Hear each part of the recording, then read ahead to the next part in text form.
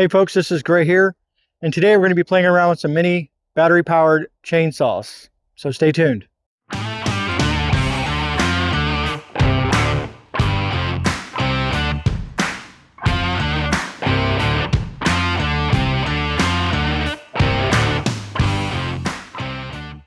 Alright, so what I'm going to do now is I'm going to cut this kind of little sapling down into pieces for firewood and whatnot, you guys can follow along as I trim off the outsides along it, and then I'll break it down the logs and we'll just kind of cut it into little pieces and go from there.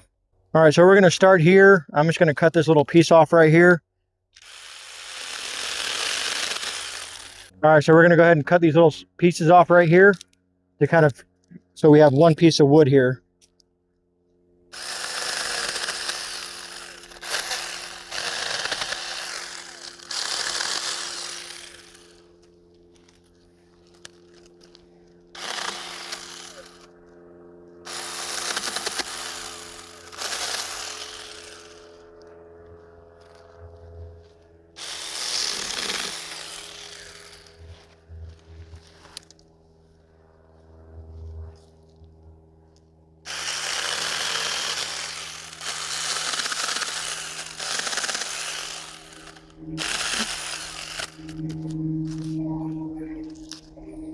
All right, so this is the sapling here that we're cutting. It starts off probably about 1.5 inches. And as we run down it, it gets bigger to probably about 3 inches in length. And we're going to just go ahead and process into small pieces for firewood. Until we get right about here, you can see this has just been destroyed. That's why we cut it down, because it's going to die anyways. During the forestry mulching process, this is one of the saplings that got hit, so I might as well process it into firewood. And we're going to use this little mini chainsaw to see how it works. All right, so now I'm going to basically probably go about anywhere from 12 to 14 inches in my little pieces. Some of these pieces will just be like starter kindling, and then the other pieces will just be added for the little fire bundle that we'll have. So we'll start here, apply pressure, and then start cutting these. And we'll just keep on moving just like that. If you notice one thing, I'm keeping my body away from the saw in case there's any weird things that happen. I don't want to cut my leg in half or none of that stuff like that. That's a no-no. But I do have a trauma kit in the car. All right, let's keep on moving.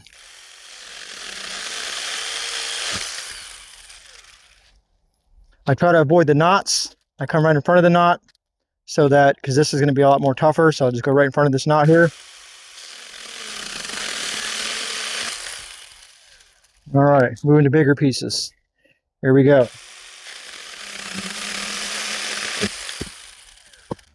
All right, so we moved the sawhorses back so that we can get more bite on these logs here, if you want to consider them logs, but you know, wood is wood.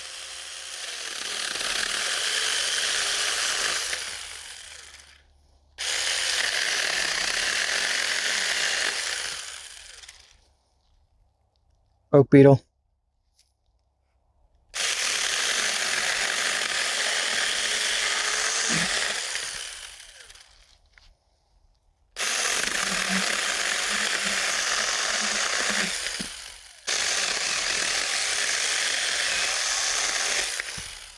As you notice, we're getting to thicker. This is probably about 2.5 inches or so in diameter, and the little saw is doing a pretty good job.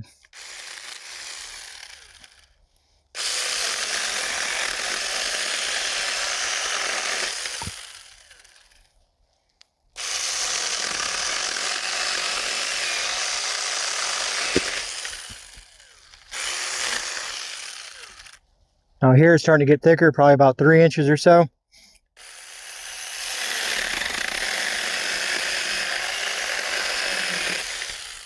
Still doing a pretty good job of cutting through this little sapling here.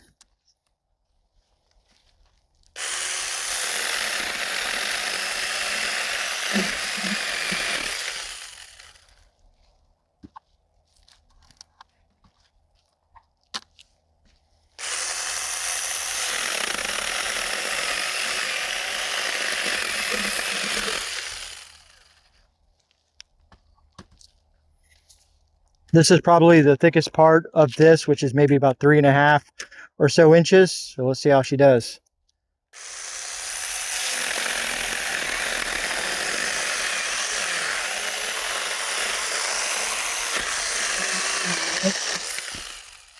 Little struggle, but not too bad. Still got the job done. All right, folks, so that's the sapling there. Nice little logs. We got some kindling, as you can see here. Just a nice little stack. It's definitely easier than using a handsaw, a lot quicker. I don't know, what's your guys' thoughts? Usually this is where I ask you if you want to put down something in the comments. Do you own a saw like this? Have you ever used a saw like this out in the woods to process some wood or whatnot? But we'll use this, so when we're out here camping, we'll have it right next to the fire pit, and we can just load up and have these logs just sitting here. I'm going to add a lot more to it because we have a big camping thing we're going to do here late December. We're going to be out here for about a week or so on the property, just getting some work done and just kind of living out here for about a week or so, just to kind of get more accommodated to living out here out in the wilderness. As you can see, it's pretty majestic, you know what I mean? It's nice to wake up in the morning with a cup of coffee and just take all this in and just enjoy it. Outside of that, I mean, you got beautiful sunsets. The weather's great. Got lots of work to do in the food forest. If you haven't seen that video, check it out. I appreciate all the support. And that's over there is a project that we're working on. That'll be another video down the road. So a few other options when you're having a small little 8-inch, like, you know, battery powered chainsaw is we're in the process of finishing up some of the fencing on the property. And you'll run into spots like this where there's just a bunch of brush. You got a brush hog, awesome, you know, a couple $1,000 piece of equipment. You want to bushwhack it, weed eat it, whatever you want to try to use to get this done. This will come in handy as well for small stuff like this. And I'll show you how that works out. All right, so we got small little brush like this that we're just trying to kick back.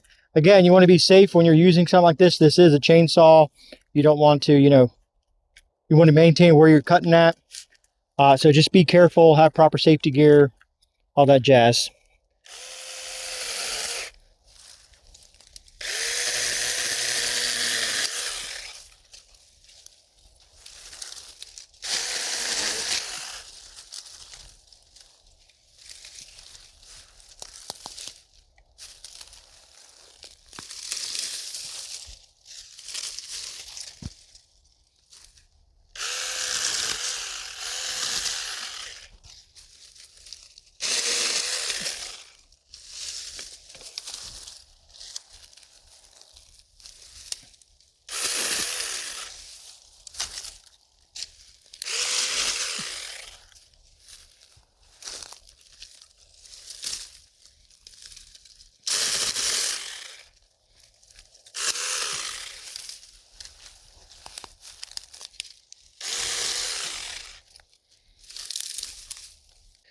All right, see folks, this is a very fibrous plant down here in Florida. It's called the Saw Palmetto, and they are a pain in the arse. So we're going to try and see how it does with this kind of fibrous material. We're trying to cut just this off just to get these palm fronds out the way. I'm going to grab them like this, apply pressure, just like that.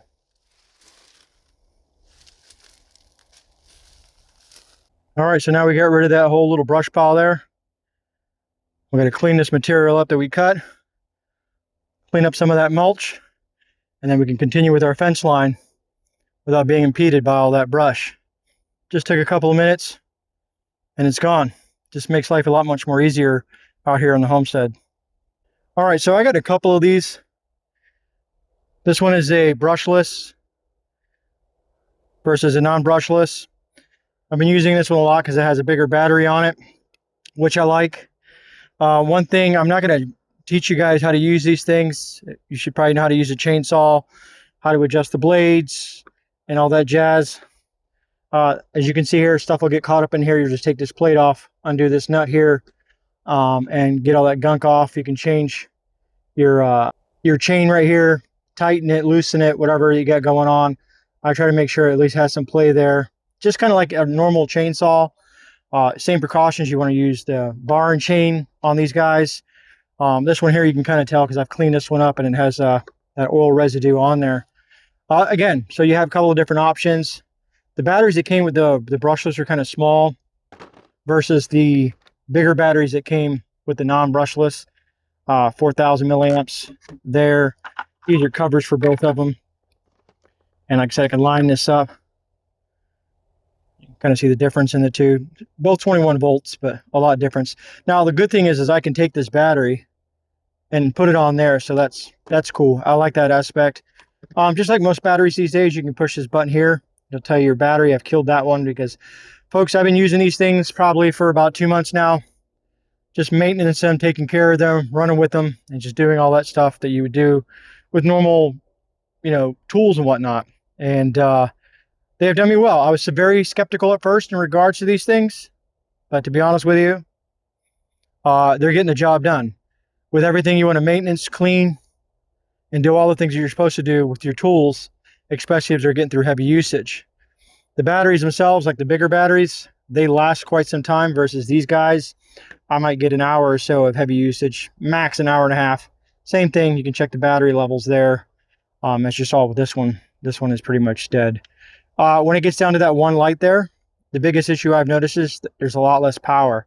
So you don't really get the full use of the battery, at least with my experience.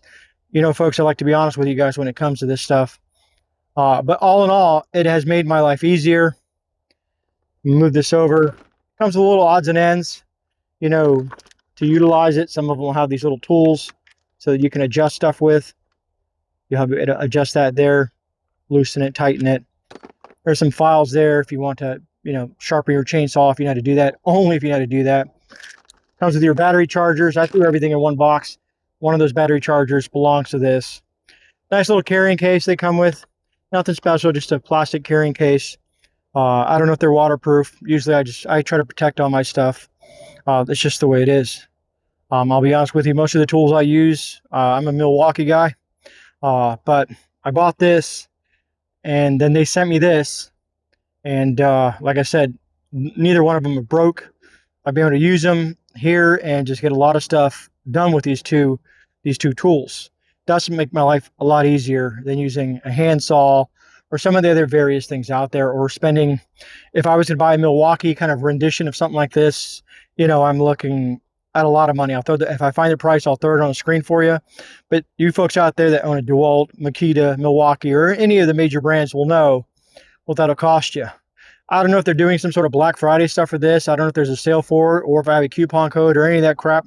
But if I do, it'll be down in the comments.